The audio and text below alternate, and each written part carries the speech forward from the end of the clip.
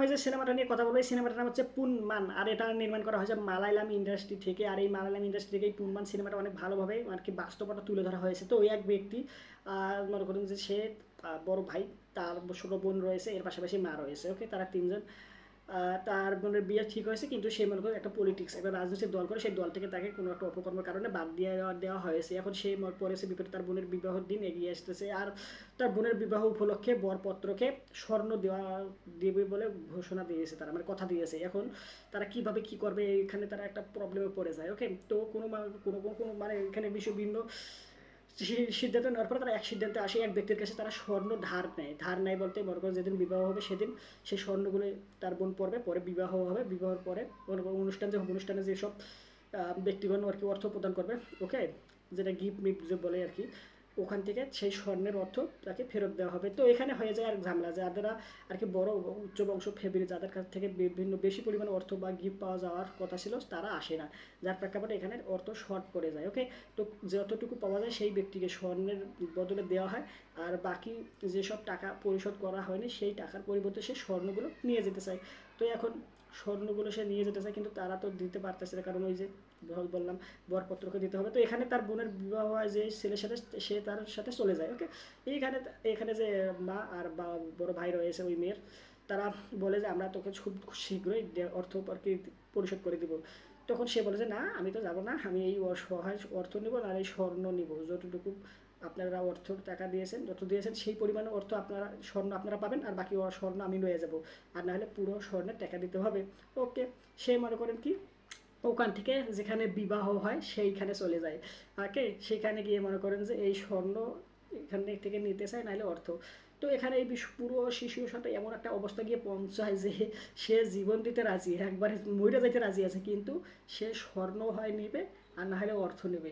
যতটুকু অর্থ দেওয়া হয় সেই পরিমাণ স্বর্ণ তারা রাখতে পারবে, সমস্যা নাই, কিন্তু যে স্বর্ণের পরিবর্তে অর্থ দেওয়ার কথা ওকে পরিশোধ করে নেবে, ততটুকু স্বর্ণ সে নিয়ে যাবে, আর নাহলে অর্থ নেবে। এখন তোরা অর্থ দেন, এই স্বর্ণ দে, কোন দিকে যাবি যা।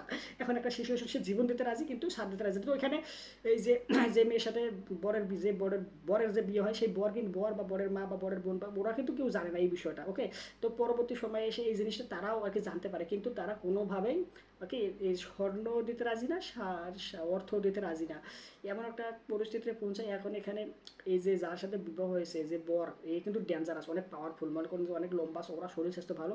আর যে স্বর্ণ যার, সে কিন্তু হালকা পাতলা রোগা পাতলা, মানে শরীর ভালো না। ওকে, সে আর কি এখানে সিচুয়েশনটা এমন এসে দাঁড়ায় যে মেয়ের যে ভাই আর মা রয়েছে তারাও কিন্তু ওর পক্ষে এসে যায়, কারণ তার তার পেটের মধ্যে ছুরিকে আঘাত করা হয় এবং সে মেডিকেলেও যায়। এরপরও সারা স্বর্ণও সারে না, অর্থও সারে না। এখানে তাকে তার খোঁজ করতে ইয়ের মধ্যে যায়, তার বাসার মধ্যে গিয়ে দেখে সে কিন্তু অনেক আর্থিক অবস্থার দিক থেকে অনেক বাজে। তার বোন আর মা ইট ভাটায় কাজ করছে, প্রচণ্ড পরিমাণে হার্ড ওয়ার্ক যাকে বলা হয়। এখানে এই বিষয়টা দেখে তাদের অন্তরে আর কি মায়া জন্মে যায়। ওকে, যার প্রেক্ষাপটে তারা চাইছে ঠিক আছে ভাই তুই স্বর্ণ নে, সমস্যা নাই।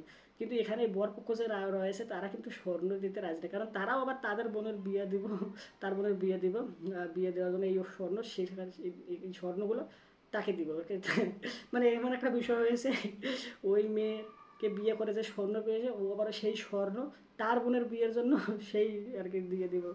মানে এখানে এদিকেও যায় না ওদিকেও যায় না, মানে লাস্টে এমন একটা পরিস্থিতি এসে পৌঁছায় রে ভাই, মানে কি বলবো। যদিও বাস্তবতা তুলে ধরা হয়েছে, তবু কোথাও কোথাও গিয়ে আপনার কাছে মনে হবে যে দেখতে আপনার কাছে খারাপ লাগবে বিষয়টা, পুরো সিচুয়েশনটা যখন ক্রিয়েট হবে ঘটবে দেখতে খারাপ লাগবে। ওকে, ক্লাইম্যাক্সে আর কি বলবো, ক্লাইম্যাক্সে ভাই খাতার মধ্যে মারামারি করে স্বর্ণ লেগে পারে, কি বলবো।